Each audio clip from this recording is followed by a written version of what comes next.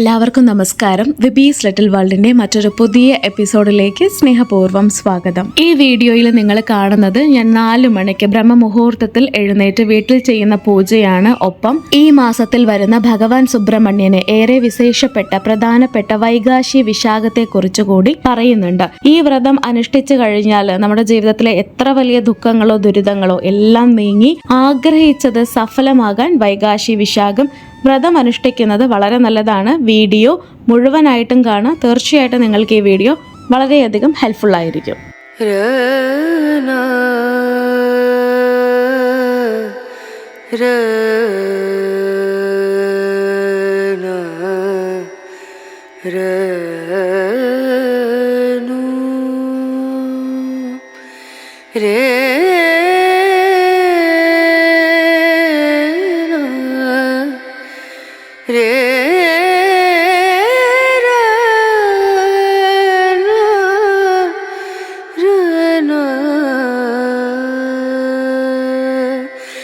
नजरिया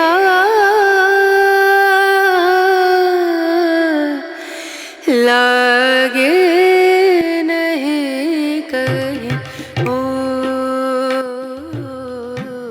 സുബ്രഹ്മണ്യനെ മുറുക്ക പിടിച്ചു കഴിഞ്ഞാൽ, ഭഗവാന് വേണ്ടി ഒരു വ്രതം അനുഷ്ഠിച്ചു കഴിഞ്ഞാൽ ജീവിതത്തിൽ ഒരുപാട് നല്ല മാറ്റങ്ങൾ വരും എന്നുള്ളത് ഇതിനോടകം നമ്മുടെ ചാനൽ സ്ഥിരമായി കാണുന്ന ഒരുവിധം പേർക്ക് മനസ്സിലായി കാണും എന്ന് വിശ്വസിക്കുന്നു. ഭഗവാൻ സുബ്രഹ്മണ്യനുമായി ബന്ധപ്പെട്ട് ഒട്ടനവധി വ്രതങ്ങൾ നമുക്കറിയാം. കന്ദഷഷ്ഠി വ്രതം, തൈപ്പൂസ വ്രതം, കാർത്തിക നക്ഷത്രത്തിലും വിശാഖ നക്ഷത്രത്തിലും ചൊവ്വാഴ്ച ദിവസവും ശുക്ലപക്ഷത്തിലെയും കൃഷ്ണപക്ഷത്തിലും ഷഷ്ടിയിൽ വ്രതം അനുഷ്ഠിക്കുന്നവരുണ്ട്. എന്നാൽ മഹാകന്ദഷഷ്ഠി വ്രതം, തൈപ്പൂയ വ്രതം പോലെ വളരെ പ്രധാനപ്പെട്ട ഒരു വ്രതമാണ് വൈകാശി വിശാഖം. തമിഴ് മാസമായ വൈകാശിയിലെ വിശാഖ നക്ഷത്രത്തിലാണ് ഭഗവാൻ സുബ്രഹ്മണ്യൻ അവതരിക്കുന്നത്. അധർമ്മത്തിനുമേൽ ധർമ്മം ജയിക്കുവാൻ അവതരിച്ച ഭഗവാൻ സുബ്രഹ്മണ്യന്റെ ജന്മദിനം ഭക്തജനങ്ങൾക്ക് വളരെ വലിയൊരു ആഘോഷം തന്നെയാണ്. 2026 വൈകാശി വിശാഖം മെയ് മാസം 30 ശനിയാഴ്ചയാണ് വരുന്നത്. 21 ദിവസങ്ങൾ വ്രതം അനുഷ്ഠിക്കുവാൻ താല്പര്യമുള്ളവർ മെയ് 10 ഞായറാഴ്ച തുടങ്ങുക. 11 ദിവസങ്ങൾ വ്രതം അനുഷ്ഠിക്കുവാൻ താല്പര്യമുള്ളവർ മെയ് 20 ബുധനാഴ്ച തുടങ്ങുക. 6 ദിവസങ്ങൾ വ്രതം അനുഷ്ഠിക്കുവാൻ താല്പര്യമുള്ളവർ മെയ് 25 തിങ്കളാഴ്ച തുടങ്ങുക.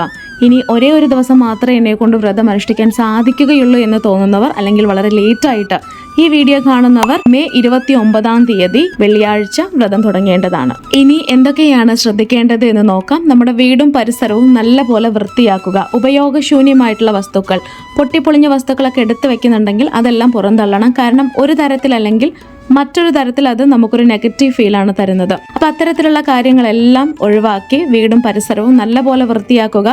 വൺസ് നമ്മൾ വ്രതം സ്റ്റാർട്ട് ചെയ്ത് കഴിഞ്ഞാൽ മാംസാഹാരങ്ങൾ കഴിക്കാൻ പാടുള്ളതല്ല. ബ്രഹ്മചര്യം അനുഷ്ഠിക്കണം. രാവിലെയും വൈകുന്നേരവും വീട്ടിൽ ദീപം തെളിയിച്ചു വെക്കുക. ഭഗവാൻ സുബ്രഹ്മണ്യന് മുമ്പിൽ ഒരു നെയ്ദീപം നിങ്ങൾക്ക് ഓം വിളക്കിലോ അല്ലെങ്കിൽ 6 മുഖ വിളക്കിലോ ദീപം തെളിയിച്ചു വെക്കാവുന്നതാണ്. രാവിലെ സൂര്യൻ ഉദിക്കുന്നതിന് മുൻപ് വീട്ടിൽ ദീപം തെളിയിക്കാൻ ശ്രദ്ധിക്കണം. ഇനി നിങ്ങളുടെ ആഗ്രഹം വളരെ വലുതാണ് എന്ന് നിങ്ങൾക്ക് തോന്നുന്നുണ്ടെങ്കിൽ പാൽക്കുടം, വൈകാശി വിശാഖത്തിന്റെ അന്ന് പാൽക്കുടം എടുക്കുന്നത് നല്ലതാണ്.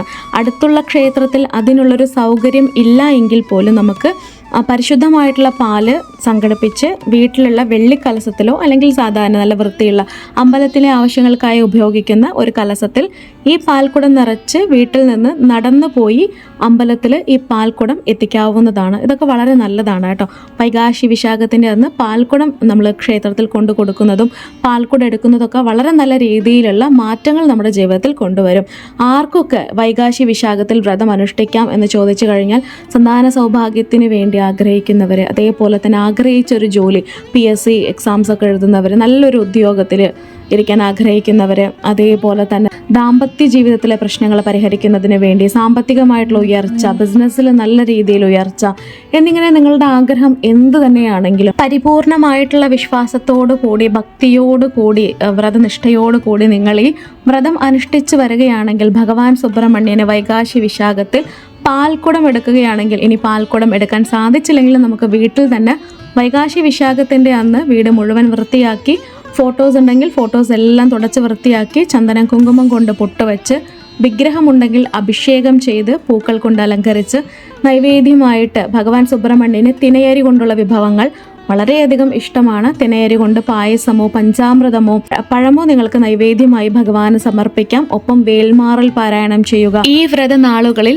വേൽമാറൽ, കന്ദസഷ്ടി കവചം, ഷൺമുഖ കവചം, തിരുപ്പുകൾ, കന്ദനലങ്കാരം, കന്ദനനുഭൂതി, ഇതുപോലെ ഒരുപാട് പുസ്തകങ്ങളുണ്ട്. നിങ്ങളുടെ കയ്യിൽ ഏതാണോ ഉള്ളത് അത് പാരായണം ചെയ്യുക കേട്ടോ. ഇനി ഒന്നുമില്ലെങ്കിലും വേൽമാറൽ പാരായണം ചെയ്യുന്ന ദിവസം വേൽമാറൽ പാരായണം ചെയ്യുന്നത് ഒരുപാട് നല്ല മാറ്റങ്ങൾ ഉറപ്പായും ലൈഫിൽ കൊണ്ടുവന്ന് തരുമെന്ന കാര്യത്തിൽ സംശയമില്ല.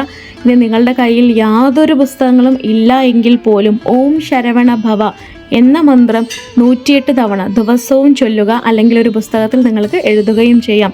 കൃത്യമായിട്ട് ഇങ്ങനെ ചെയ്തു വരികയാണെങ്കിൽ വളരെ വലിയൊരു മാറ്റം ജീവിതത്തിൽ വന്നു ചേരുമെന്ന കാര്യത്തിൽ സംശയമില്ല. പക്ഷെ ചെയ്യുന്നത് എന്താണെങ്കിലും ചെയ്യുന്ന കർമ്മത്തിൽ പരിപൂർണമായിട്ടുള്ള വിശ്വാസത്തോടു കൂടി ആത്മാർത്ഥതയോടു കൂടി ചെയ്തു വരിക. രാവിലെയും വൈകിട്ടും ദീപം തെളിയിക്കാൻ മറക്കരുത്. രാവിലെ ദീപം തെളിയിക്കുമ്പോൾ സൂര്യൻ ഉദിക്കുന്നതിന് മുൻപ് തന്നെ വീട്ടിൽ ദീപം തെളിയിക്കാൻ പ്രത്യേകം ശ്രദ്ധിക്കുമെന്ന് വിശ്വസിക്കുന്നു. ഞാൻ നേരത്തെ പറഞ്ഞതുപോലെ വ്രതം തുടങ്ങിക്കഴിഞ്ഞാൽ ഒരു കാരണവശാലും മത്സ്യമാംസാദികൾ കഴിക്കാൻ പാടുള്ളതല്ല. ഇനി 21 ദിവസങ്ങൾ വ്രതം എടുക്കാൻ സാധിച്ചില്ലെങ്കിലും കുറഞ്ഞ പക്ഷം 6 ദിവസങ്ങളെങ്കിലും വ്രതം ഇരിക്കുക കേട്ടോ. വളരെ നല്ലതാണ്. 6 ദിവസങ്ങൾ വ്രതം ഇരിക്കാൻ താല്പര്യമുള്ളവർ മെയ് മാസം 25-ാം തീയതി തിങ്കളാഴ്ച തന്നെ വ്രതം തുടങ്ങേണ്ടതാണ്. 30-ാം തീയതിയാണ് വൈകാശി വിശാഖം. മെയ് മാസം 30-ാം തീയതിയാണ് വൈകാശി വിശാഖം. ഒന്നുകിൽ 30-ാം തീയതി വൈകുന്നേരം വീട്ടിൽ ദീപം തെളിയിച്ചതിന് ശേഷം നമുക്ക് വ്രതം പൂർത്തിയാക്കാം. അല്ലെങ്കിൽ അടുത്ത ദിവസം മെയ് 31-ാം തീയതി ഞായറാഴ്ച ക്ഷേത്ര ദർശനം നടത്തി അവിടെ നിന്ന് തീർത്ഥമോ പ്രസാദമോ വാങ്ങി കഴിച്ചുകൊണ്ട് നമുക്ക് വ്രതം പൂർത്തിയാക്കാം. ക്ഷേത്രത്തിൽ പോകാൻ സാധിച്ചില്ലെങ്കിലും നമ്മുടെ വീട്ടിൽ തന്നെ ദീപം തെളിയിച്ച് നൈവേദ്യമായിട്ട് വെച്ച പ്രസാദം കഴിച്ചുകൊണ്ട് നമുക്ക് വ്രതം പൂർത്തിയാക്കാവുന്നതാണ്.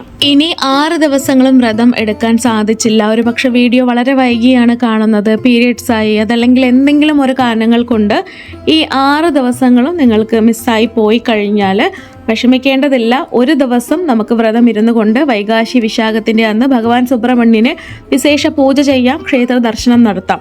ഇതേപോലെ തന്നെ ഞാൻ ഈ വീഡിയോയിൽ പറഞ്ഞിരിക്കുന്നത് പോലെ തന്നെ വ്രതശുദ്ധിയോടുകൂടി നിങ്ങൾ വ്രതം അനുഷ്ഠിക്കുക.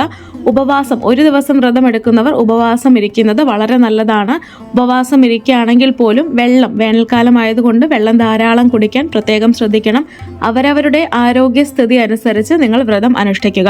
29-ാം തീയതി തുടങ്ങിക്കഴിഞ്ഞാൽ 30-ാം തീയതി വൈകിട്ട് വീട്ടിൽ പൂജ ചെയ്ത് വ്രതം പൂർത്തിയാക്കാവുന്നതാണ്. വൈകാശി വിശാഖത്തെക്കുറിച്ചും വൈകാശി വിശാഖത്തിൽ എങ്ങനെയാണ് വ്രതം അനുഷ്ഠിക്കേണ്ടത്, എന്തെല്ലാം കാര്യങ്ങളാണ് ശ്രദ്ധിക്കേണ്ടത്, തീയതി, കാര്യങ്ങൾ എല്ലാം വളരെ കൃത്യമായി ഈ വീഡിയോയിൽ പറഞ്ഞിട്ടുണ്ട്. ഇനി ഭഗവാൻ സുബ്രഹ്മണ്യനെ വഴിപെടാൻ ആഗ്രഹിക്കുന്നവർ, വൈകാശി വിശാഖത്തിൽ പൂജ ചെയ്യാൻ ആഗ്രഹിക്കുന്നവർ, അതിനോടനുബന്ധിച്ച് ആവശ്യമായിട്ടുള്ള ഭഗവാൻ സുബ്രഹ്മണ്യൻ്റെ ഫോട്ടോസ്, വിഗ്രഹങ്ങൾ, ഭഗവാൻ സുബ്രഹ്മണ്യനെ തെളിയിച്ചു വെക്കുന്ന ദീപം, ഓം വിളക്ക്, 6 മുഖ വിളക്ക്, അഭിഷേകം ചെയ്യുവാനുള്ള വേല്, വേൽമാറൽ, കന്ദസഷ്ടി കവചം, സ്കന്ദപുരാണം തുടങ്ങിയിട്ടുള്ള പ്രാർത്ഥനാ പുസ്തകങ്ങൾ, ഇതെല്ലാം നമ്മുടെ കയ്യിൽ അവൈലബിൾ ആണ്.